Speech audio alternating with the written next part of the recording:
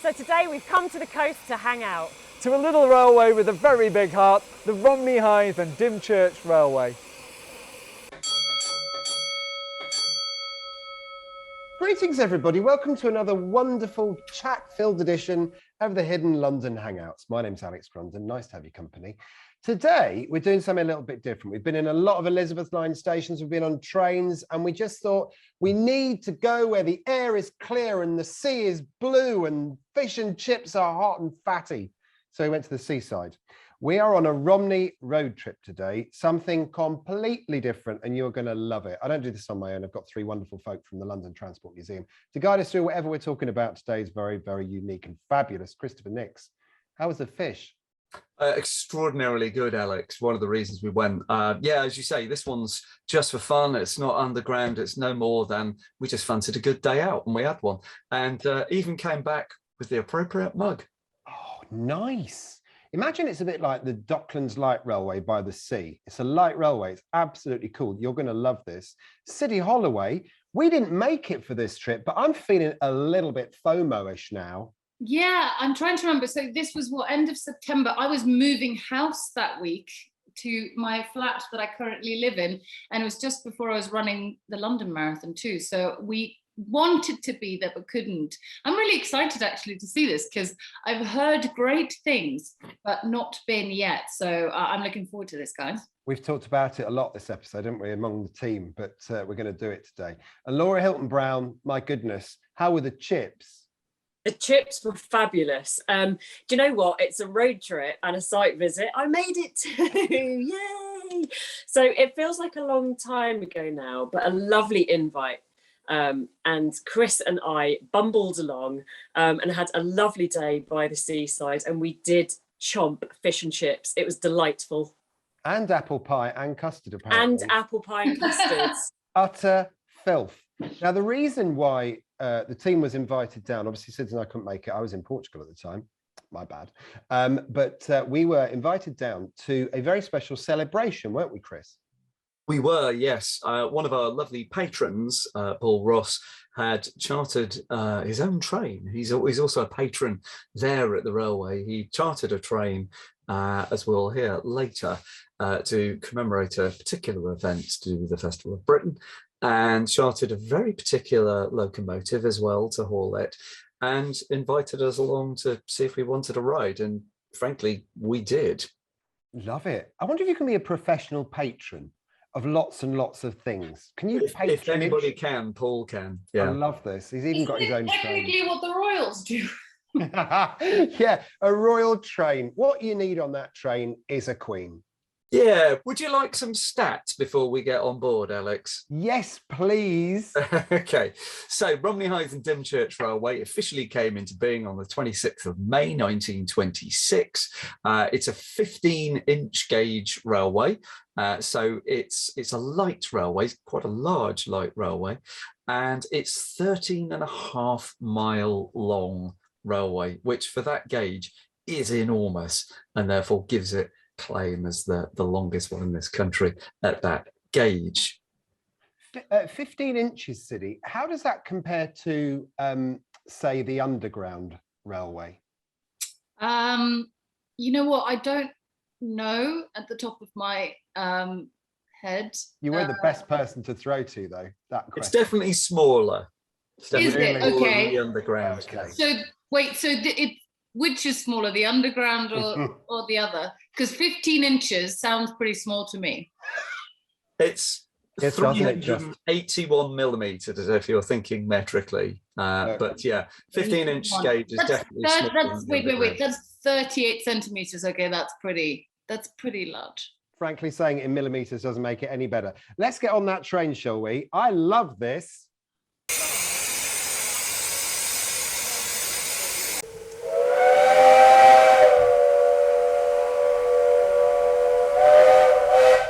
Well, I guess that means we're off, Laura. I mean, if you're going to have a toot-toot, that was definitely worth it. That was rather exceptional. I liked that. You've come from near tooting to Yes. lots of tooting.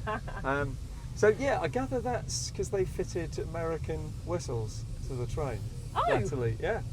Cool. I mean, we've hit you with a fact straight away. I love it. Get straight in there, Nix. So here we are. We have just started our journey on the Romney, Hythe and Dymchurch Railway. What do you think so far? Well, I have been on this line before. My rather wonderful in-laws, who are a big fan of the Hangouts as well, by the way, hello, they know this area really, really well. So they introduced me and the children, tunnel, to this railway years and years and years ago, and we have frequented it on the Santa Express many times. So I can't lie, do love a little bit of Christmas, and so it just reminds me of that whenever we come here.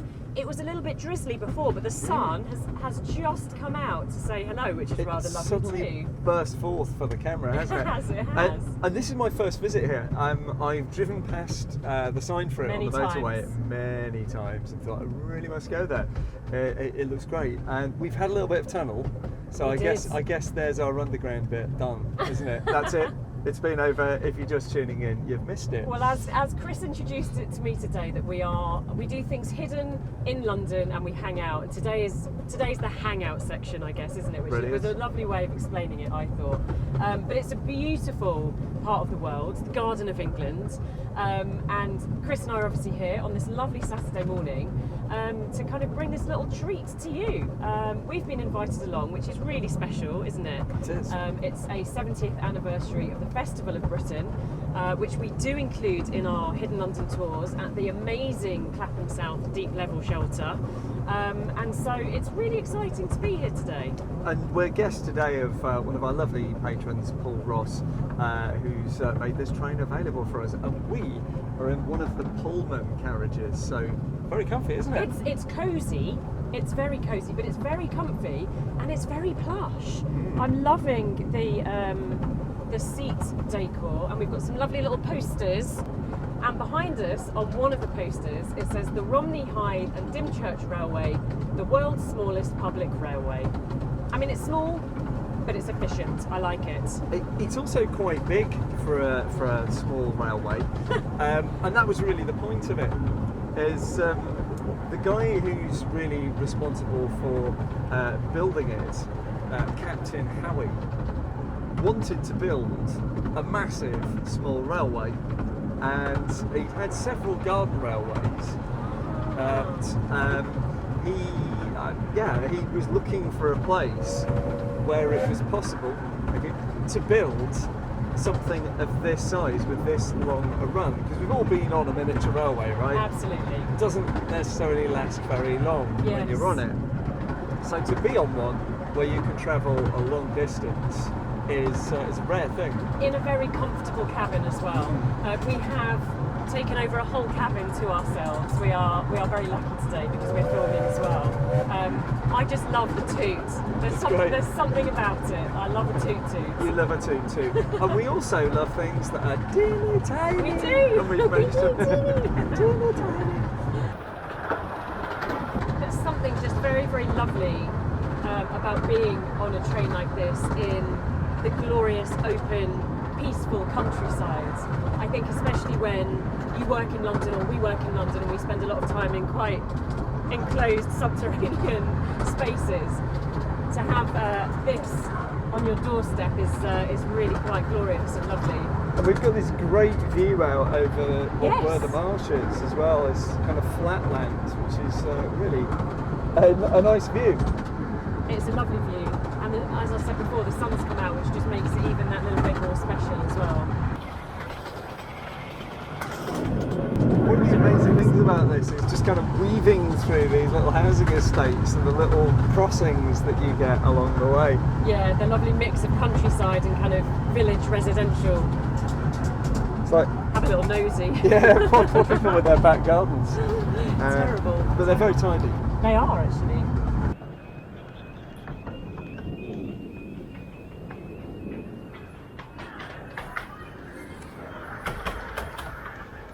So here we go, we've just come through Romney Sands now. Oh, then my sense of direction is totally off. So it's definitely Hythe next. I've done it before. One of the things, actually, just thinking about when we did the Isle of Wight episode, we talked about the fact that beach shingle isn't the best thing to use as ballast, and yet here it is. Got an almost limitless supply of it. Remind me again why it's not so good? It's because it's rounded, so it doesn't pack very well.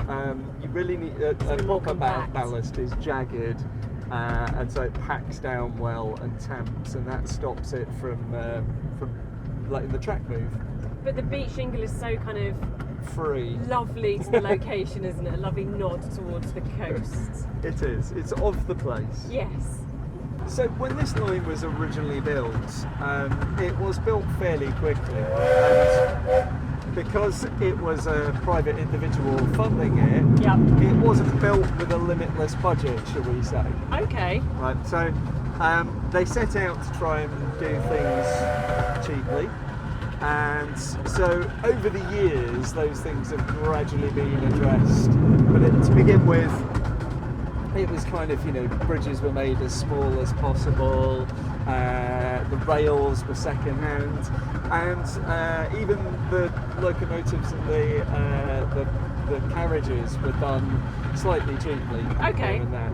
So particularly the carriages. So what you're in now is a very comfortable one. It's quite a smooth ride, isn't it? I would say it's definitely comfortable.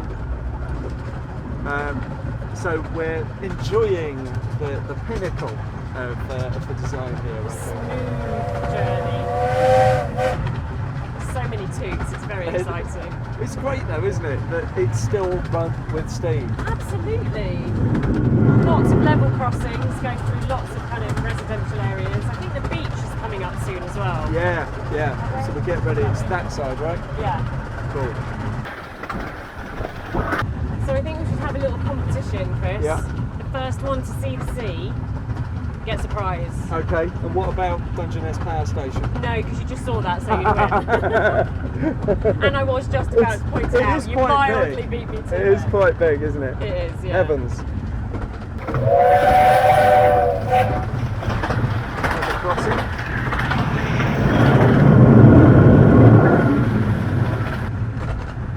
The driver has to just give the toot salute as they come up to the crossing. Toot salute indeed. And there we go, C. Oh! I was convinced I was going to win. He distracted me, he diverted my attention, and then I saw a lovely eating establishment just there, the Pilot Dungeness, and I got Our thoughts are turning to lunch, which fortunately we have fish and chips coming. We do. It is coming up to lunchtime. I mean, Chris and I are always hungry anyway. We could eat any time of day, but we are being treated to fish and chips on the beach. I mean, it doesn't get much better. Gorgeous views, amazing train journey, average company.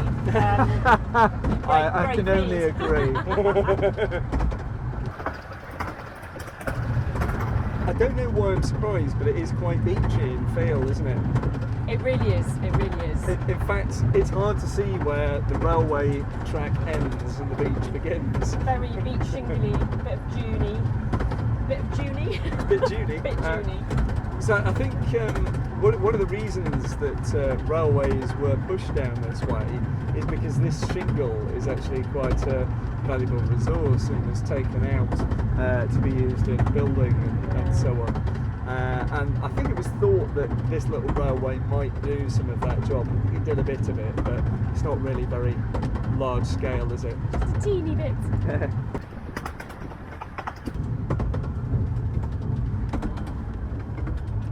Wowzers, that's not a small thing, is it?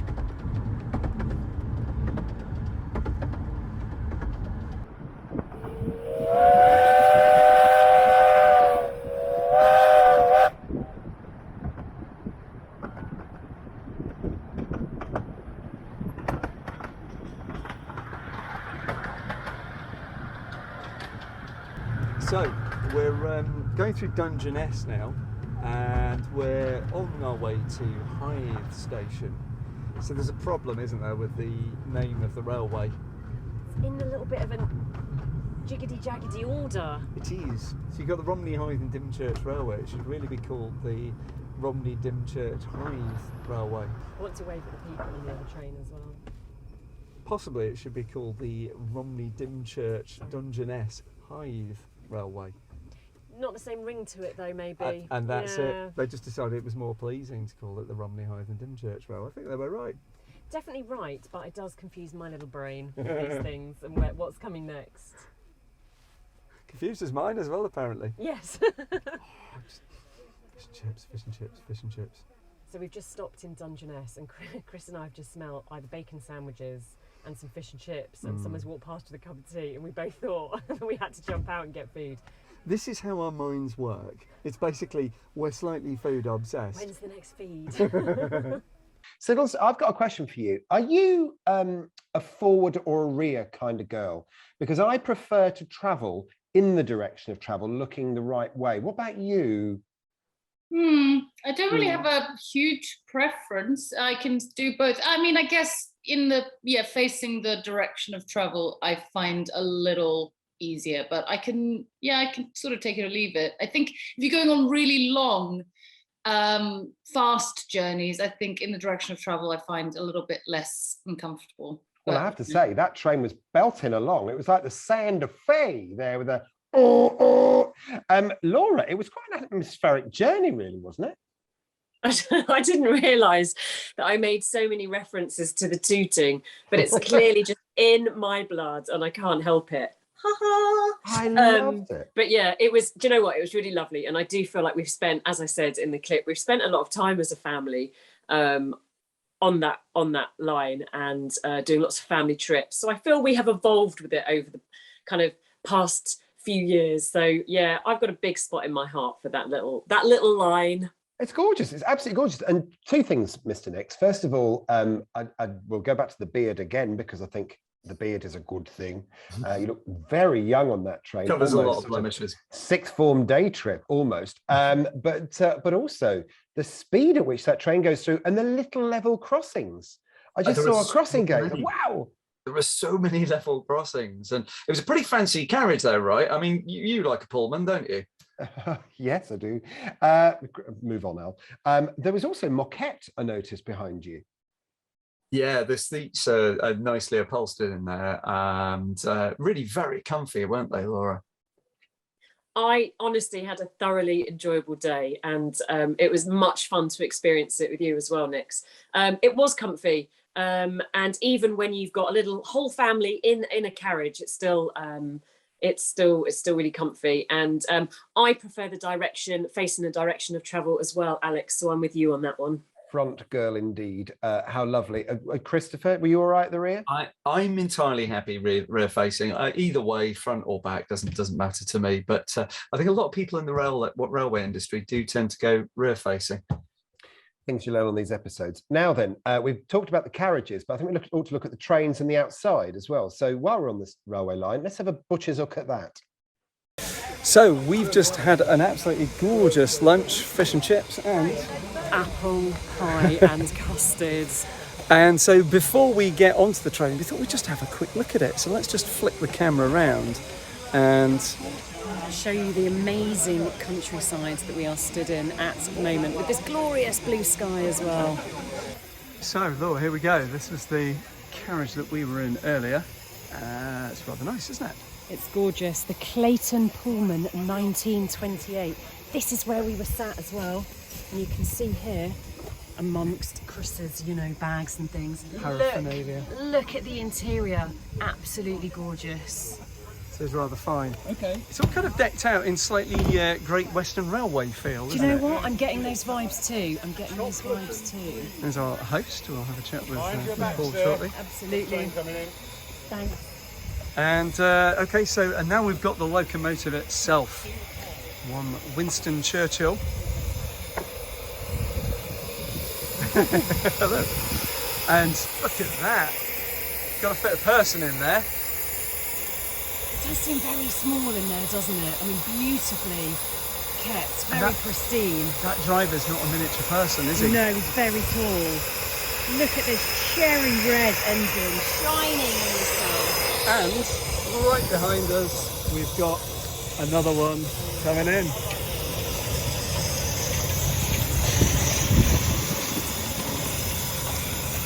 Royal Saloon, Law, are we getting envy? She's called the Green Goddess. I actually couldn't think of a better name.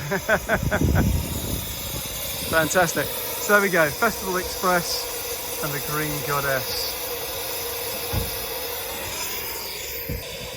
Makes me feel very free. Just all that space. It's like just breathe it in, absorb it. Do you know, some people say that the area around here is a bit spoiled. I don't get it. I know, maybe an eyesore in the way. Not that I can see. No, me neither. Just the blue sky of the day. Oh well, on to Hythe. Let's go. How did you not spot it? For goodness sake. The power station. Honestly. Yeah, I've got a question actually, Law. You know the beautiful little engine that they've got at the front of it, which, I mean, heavens above, you can get power out of those things. How high above the roundy bit at the top does the driver's head sit? Is the driver like above the top of the engine when they sit? Yes. Do they have like fly protectors? Because if I didn't have a windscreen in my car and I was doing about 70 miles an hour, I'd probably get a lot of flies in my eyes. You absolutely would. I think they like to wear a little cap, don't they? Maybe some glasses too. Nice, a sort of like YMCA moment. Siddles, what do you make of the train? It's beautiful, isn't it? Little Pullman. They're really beautiful. And also, I just love the fact that this culture, is prevalent in the UK, just having these little railways dotted around the country. I actually really want to go now and see it, particularly as it looks like you guys had a really, really nice day. It looks like a lovely day out, to be honest. Yeah, I've been on it once before, many, many years ago. And it's so cute because, as I say, I was really struck by the speed of it because it does go incredibly fast. Then there's the fact that there is so much landscape that comes towards you. And in a way, it's a bit like a Derek Jarman film in that the power station just kind of gets to you. But in the meantime, there's like loads of greenery just comes at you. It's actually a really stirring landscape, isn't it, Chris? It really is. You give me the cause to use this photo, which is my favourite one from the day. That might the gag to us. So. I think they finally spotted the power station there. That's pretty cool. I love the idea of going power station spotting. That's another sort of British thing, isn't it, really? Going on small trains to look at power stations. There's bound to be somebody. Absolutely love it. It's beautiful and it's fun. And I think these days we spent so much time in the last couple of years cooped up. Let's face it, this is why our 2-year-old series of the Hidden London Hangouts has survived, because we needed something to do. And now we're able to go a little further afield. It's kind of cool to come and visit these little railway lines and stuff like that. Well, don't worry about the journey out there and the look around the fish and chip shop. That was all very lovely, but then they had to get back. So let's join them on board the train again. So, Laura, it's going to take an hour, apparently. Well, this is quite hard to believe because we're picking up a little bit of speed here on this return journey, aren't we? But the route that's been chosen for today, we've just realised, involves a loop. Yeah, so when we went to Dungeness, that's kind of the far end of the line, and there's a loop there, just like we've talked about Embankment, at Kennington, Wood Lane. So, we're now heading back the full length of the line to the far end at Hythe. Absolutely. So we're going to see lots of interesting things along the way, aren't we? Lots of lovely landmarks, and we'll try and point those out as we go past as well. And also, we get to go back through the shed where we first started, at the station there. So lots of things for us to keep an eye out for as we go. But I'm just amazed by how fast this goes. It's picking up, isn't it? It has got a little bit of speed going, which is amazing. And by now, you're probably seasick watching this on camera. So here's to something else.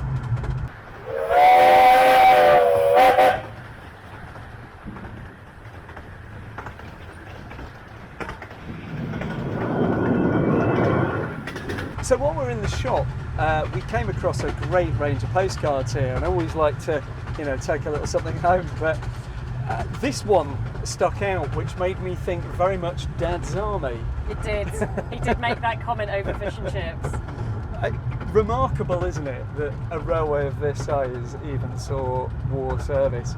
We're used to talking about how the tube did, all those stations, disused stations pushed back into service for a war effort. But you wouldn't have thought that a railway of this size could be an armoured troop carrier. Yeah, and played such a kind of significant part in it as well. I mean, it's literally clad in I don't even know what material this is. Armour plate. Armoured plate. with presumably a gun being used for anti-aircraft patrol, or at the very least protecting against seafront invasion. Right, I was going to say, what a great location along the coast for it to play a part would be helpful. And then I saw this postcard and absolutely loved it, mainly because of the lovely kind of, what are we looking at, 20s, 30s, 40s kind of fashion? 20s, 30s style. Absolutely beautiful. And Chris liked it so much, he bought the poster. So we're twinning. We're twinning in our postcards. I'm just a sucker for a bit of Art Deco seaside nostalgia. It is, and I think particularly lovely because of the dark border and then the light middle and all that colour popping through it as well. I think that makes it a really special one.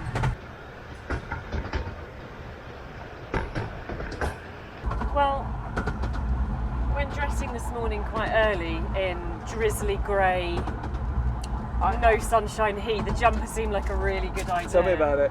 Oh look, Oh, we're legally obliged to wave at people out of a steam train. I think it's one of those little traditions that I hope never dies out. See a train, give it a wave. It's the law, surely. Absolutely.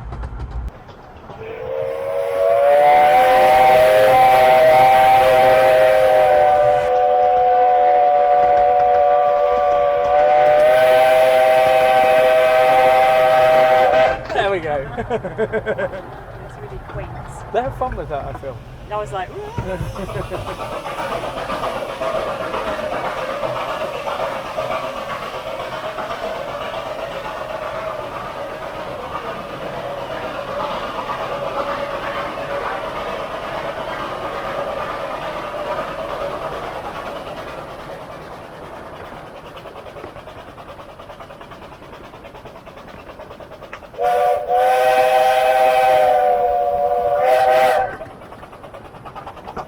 So that was New Romney again, where we started off our trip this morning, and now it's off on the long haul out to Hythe.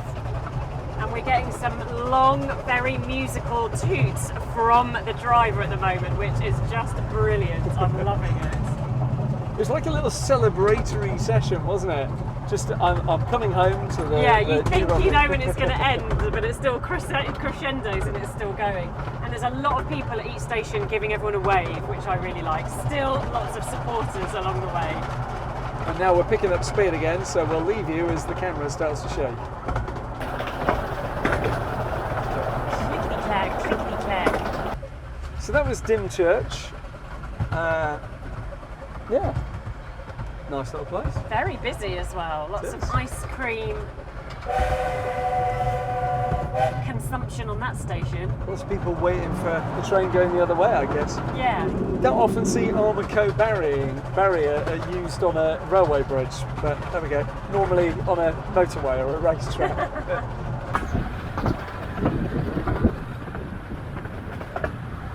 We're now approaching Hythe station, where we're going to get out and stretch our legs a little bit before our return journey.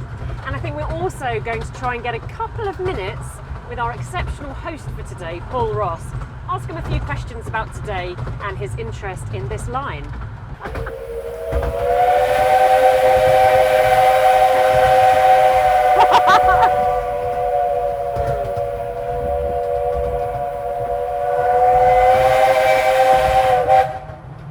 Longest one yet.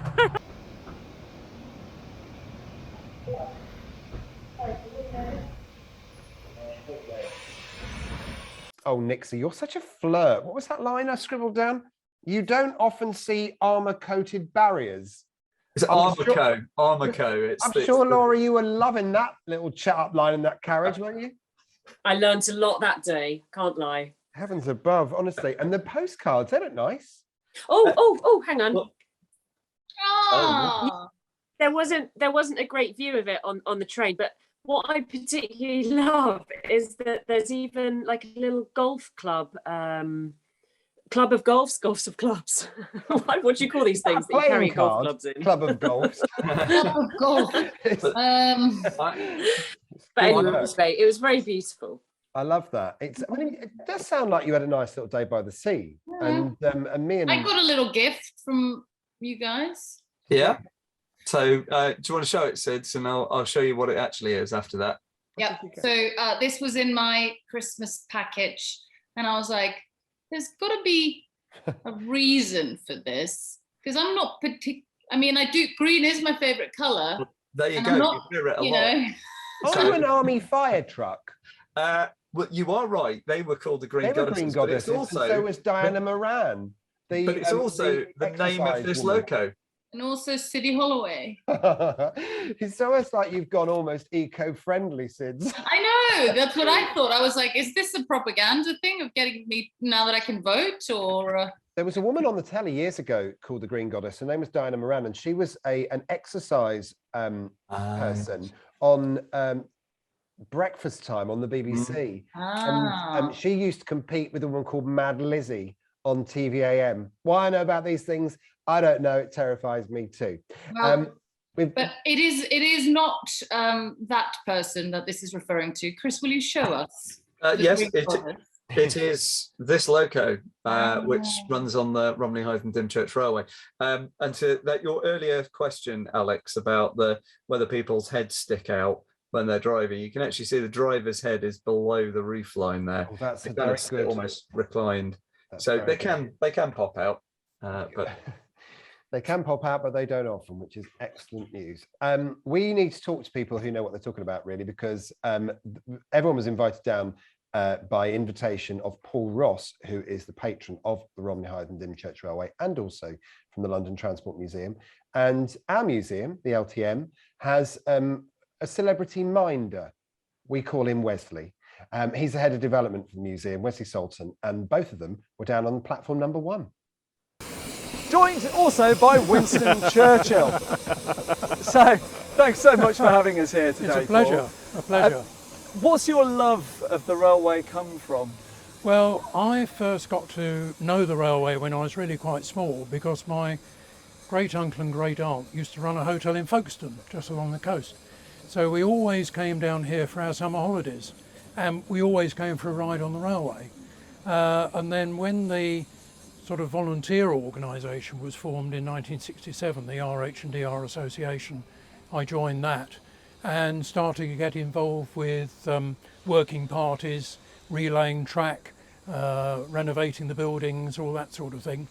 And over the years I got more and more involved to the point where after a few unofficial drives of locomotives with one or two of the regular drivers, I was passed out as a driver and actually drove, by myself, rostered as a driver on the railway for a couple of years in my spare time. Fantastic. So you know what it's like to do all of those bends, curves and dips, do you? Oh, yes. Excellent. now, Wes, you are head of development at the museum. Yes. And you're used to taking our patrons to events like this, to things which are rather unusual or perhaps that you can't normally do. What do you think the appeal is of this kind of thing to our patrons? Absolutely. I mean, it's absolutely wonderful to be here as a guest of Paul today. And Paul is one of our patrons, part of our patron circle. And I think the appeal is really just to get behind the scenes and to experience something that you might not ordinarily get as a paying member of the public. So as part of our patron circle program, we're able to enjoy events, events on and behind sort of steamer trains, stations. We're able to go and just see things that you probably wouldn't ordinarily get the chance to see. So it's really lovely to have the opportunity to have the shoe on the other foot and be a guest at one of these events rather than organising them as part of our programme, which is really exciting. And I think one of the things about Hidden London as an entity is that a lot of the places that we go into and the fans of Hidden London and our Hidden London Hangout fans find interesting are things which we did first through the development team, taking our patrons to those things, whether it's a new line open, a new station, getting into a disused site first. So it's been a really great way for me to be able to get in and find places that we think will be interesting for Hidden London fans. One last question for you, Paul. We've talked about Festival of Britain before on the Hidden London Hangouts. Could you explain the putting together of this event and the timing of it around Festival of Britain? Well, I knew a couple of years ago that this would be the 70th anniversary, so it seemed like a good opportunity to mark it in some way. it wouldn't have been possible to mark the 70th anniversary of the opening, but the Festival of Britain closed on the 30th of September 1951. So this is about as close as we can get to the actual 70th anniversary of the end of the exhibition. And I chose Winston Churchill as the locomotive because he became Prime Minister again in 1951. What I didn't mention was that as soon as he did become Prime Minister and there was a new Conservative administration, he wanted all traces of the Festival of Britain wiped away because he regarded it as a socialist enterprise by the previous Labour government. So really, Winston Churchill, maybe not the best choice of It's locomotive. a controversial choice of locomotive. But it's the nearest we could get. Right, well, there we go. Thank you very much. I love and admire the determination of putting this on to mark the festival anyway. So thank you very much. Right. And with that, we'll wait for the engine to, it's just spinning round on its turntable now, ready to head back and take us back on the train.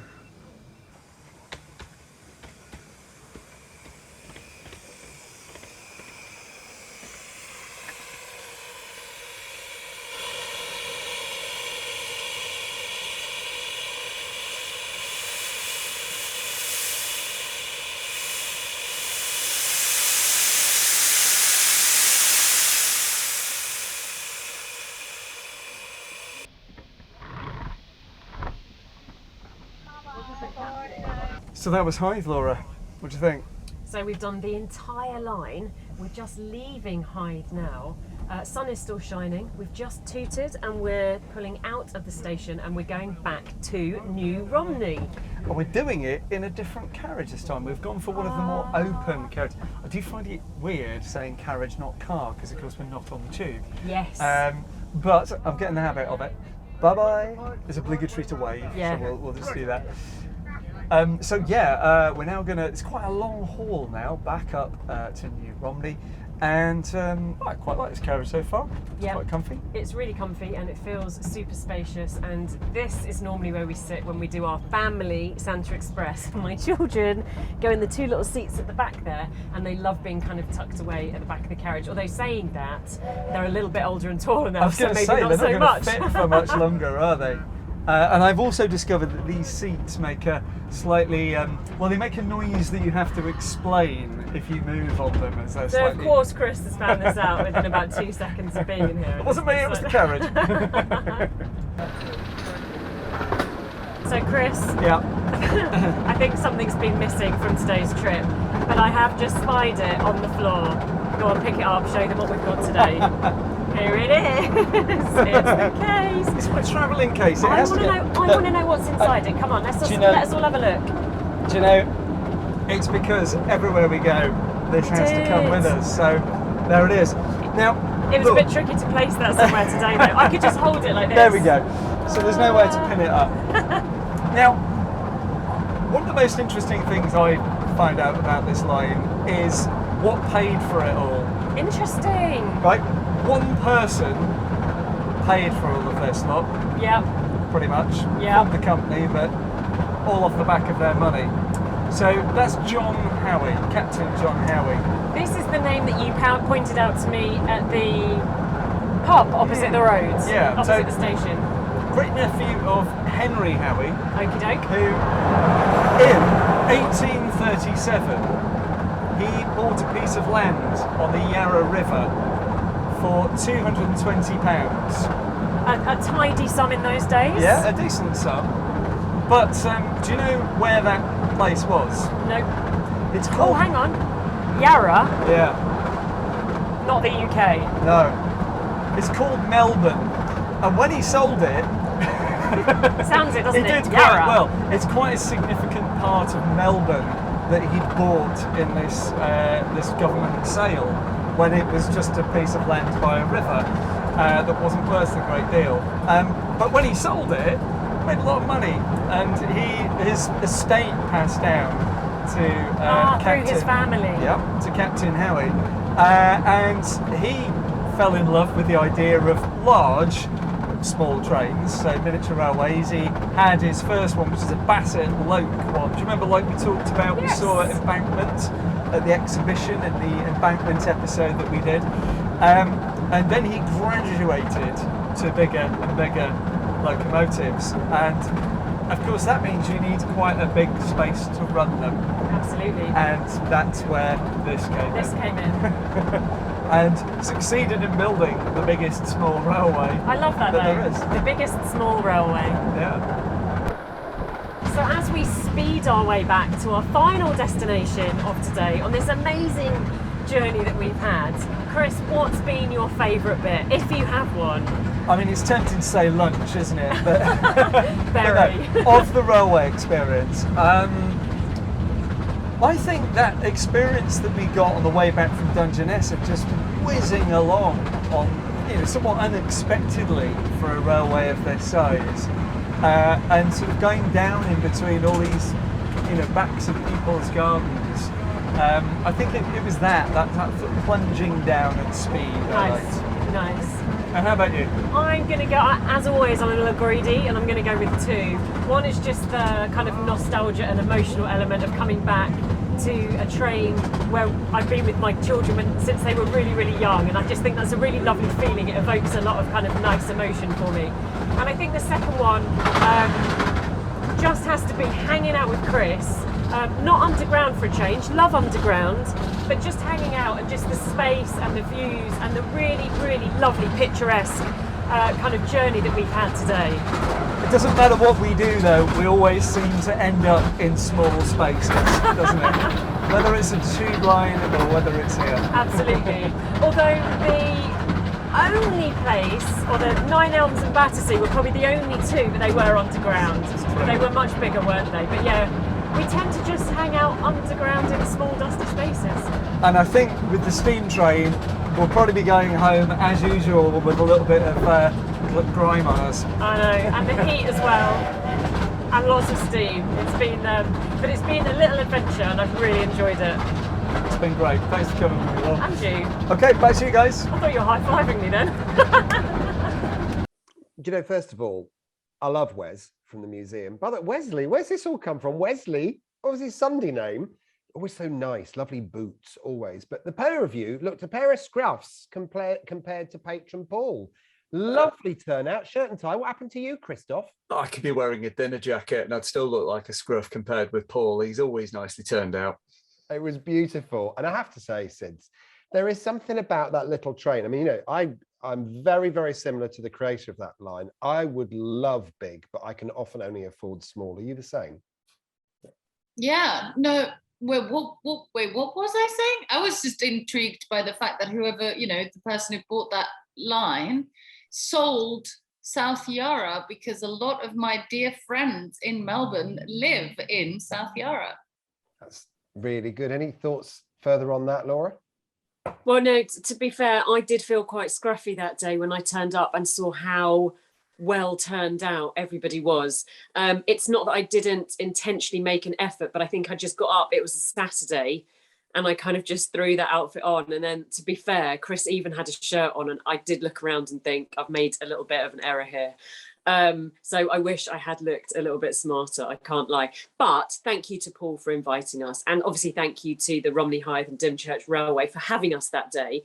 And you can tell that the day got hotter and hotter because we both started off with layers, and then at the end of it, my sleeves are rolled up. I'm a little bit red in the face because we didn't have the windows open because it was so hard to record with the noise. So we were just like in a very, very hot train carriage, but it was so lovely. And looking back on it now, we did have such a lovely day. I'm really glad I got to be part of it. You're on there a long time. I mean, it's good value, isn't it, really? I mean, for a train journey, if your kids are into trains, if you're grown-up kids and you like trains too, go on the line. It's about an hour and a half out of London, isn't it, down to Hythe?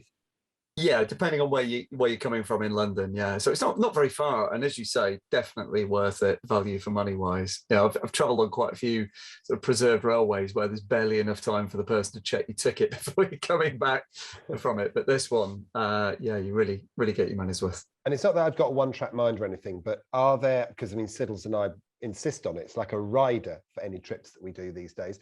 Are there any nice pubs in Hythe if we were waiting for our train back to London?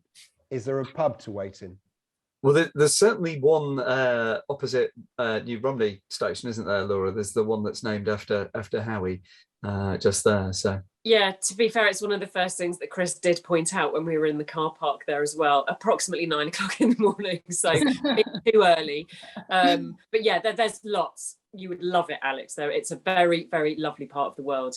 And I do think that in today's world, where there are so many choices for young people, my own children included, very kind of, tech kind of stuff and lots of device action, I genuinely love that line to just get them out into the countryside and do something that has lovely vintage historic value, and I really appreciate that, and they love it. They absolutely love it when we're there. So nice. It's so nice to be by the coast as well. We all love London, it's a great city to live in, but sometimes get some fresh air in your lungs and go and try something new. It's so lovely. So thank you very much to Paul Ross for inviting us all down. Good luck with your line. We love what you do. I've been on it before. I think it's a fantastic little place. Notes, queries and questions. Interesting time for us because we're celebrating our 2nd birthday, which is really lovely. Thank you very much. Just to say, girls, by the way, Chris and I met the amazing folk at AJ Wells, the sign makers for London's Underground, the enamel signs, yeah, you get the idea what I've got in my hand. What have I got in my hand, Al? And they have given us a little gift as a little birthday gift when we saw them. This is David and Jake. And I don't know whether you can see that, but this, look at that hoving into view, is an enamel coaster made of the same metal that we make the tube signs out of. And they've given us one each for our birthday. So you've got we all get one. Yeah, absolutely. And we've got a few spares and we're trying to work out what we're going to do with them because they could even be a little competition prize in the coming weeks, which is rather lovely. Also, I received some mail because I've been harangued by the team to come to Albany House, where the mail disappears to, really, for the London Transport Museum. And I found a parcel that was delivered on the 5th of June, 2021 for me. Okay, that's the new record. And it was a bit of a whopper. When you open it up, if you cast your mind back, guys, to what we were doing about a year ago with our episodes, you'll see there's a rather large stash of T-shirts have arrived. And this is from Ian. And it's, I've ridden. Look. Oh, wow. I've ridden the Kennington Loop. Wow. So how cool is that? So we've all got, I've ridden the Kennington Loop T-shirts with on the back. And I love how people do this. It's so cute.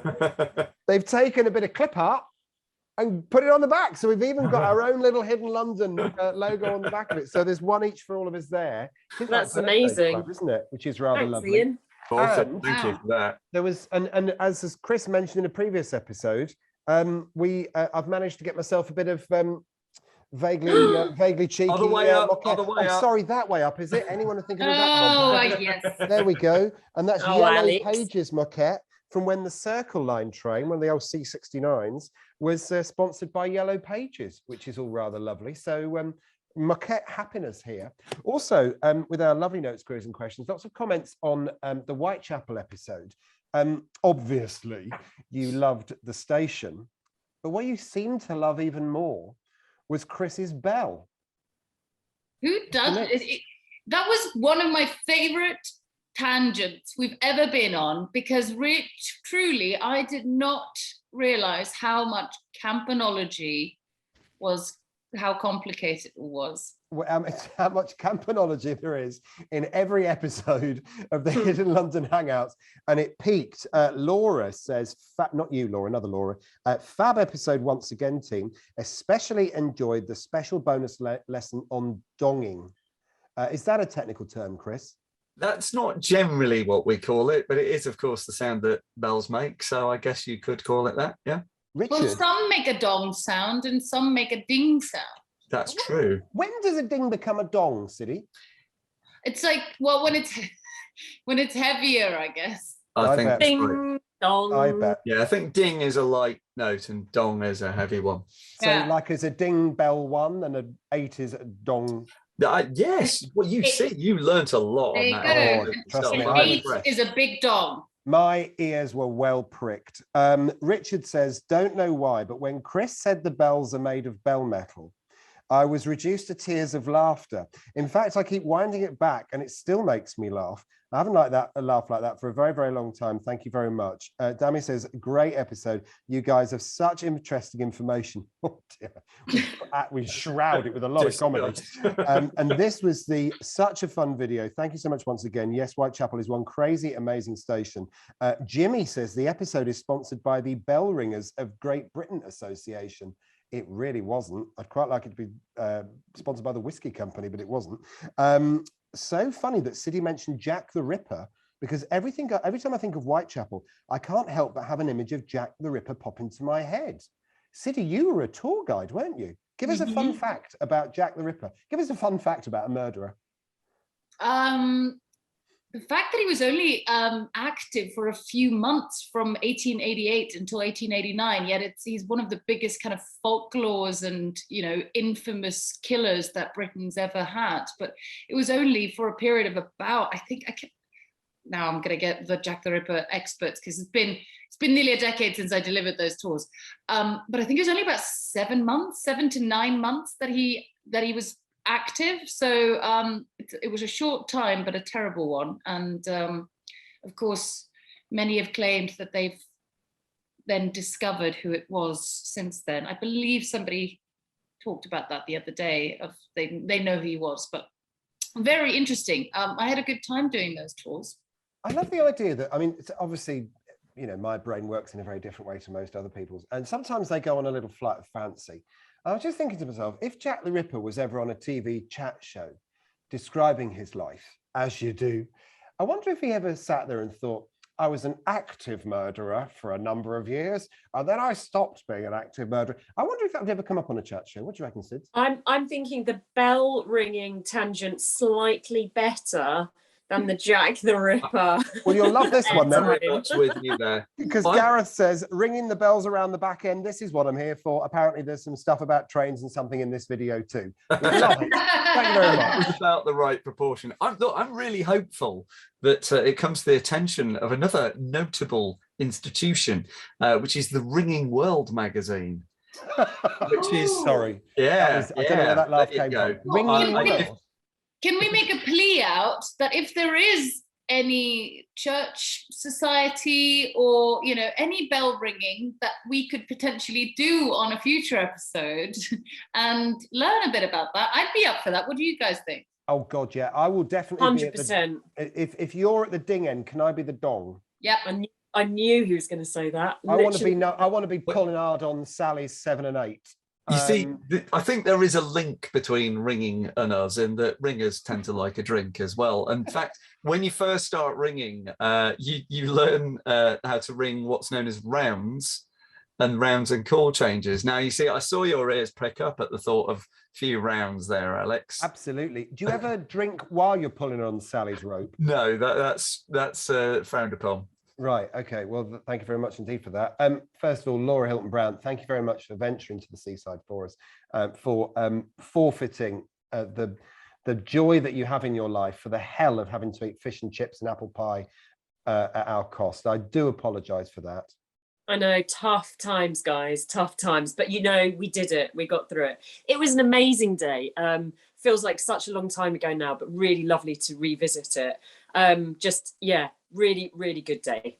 I'm so glad. I was just thinking to myself, if the four of us had gone, I was just trying to size up the girls who are at the bottom of my screen there and there to try and work out who had the slimmer hips, because I've expanded quite a lot through COVID, and I'm not sure I would have actually wedged in to that little carriage with my rather hefty waistline at the moment. So you could have had a carriage to yourself. You would have had to do a live satellite link up to a different. It just have to be a walkie-talkie between.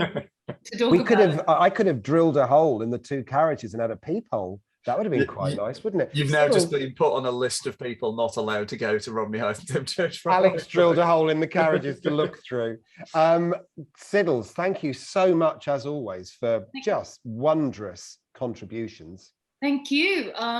We've learned quite a bit in this episode, particularly as regarding to what constitutes a small but large railway. It's it's all relative. That's what I always say. But it's been really, really good. Thanks for going, guys. And now that it's, we've now gone into British summertime, it feels like maybe a new road trip or another trip out is due. What do we think, guys? Oh, I'm down with that. Definitely. I don't know about you, but I always come to the end of an episode and think that taught me a lesson. And Chris Nix, thank you as well for not just being the conductor on the train, but also using your foot to steady the tripod all the journey. Yeah, you do see it in a few places where my leg is up, just stopping the camera from falling over. But no, it was a beautiful day. Thanks again to Paul Ross for making us his guests, and to Romney, Hythe and Dymchurch Railway for having us along. And now, as Siddy says, the weather's getting all nice again, and the days are longer. Perfect time to go and explore that for yourself if you haven't been. Gorgeous stuff. So if you want to find us, we're on Instagram, Alex Grundon, Chris Nick, Siddy Holloway, Hidden London Law, and at LT Museum. You can find us on YouTube. Thank you very much for looking us up, but we've got a huge back catalogue of episodes as well. Like, subscribe, and comment down below with your comments on the episode, but also things you'd like us to go and see and do. And we'll be back somewhere very, very soon indeed. In the meantime, have yourself a great day and stay safe.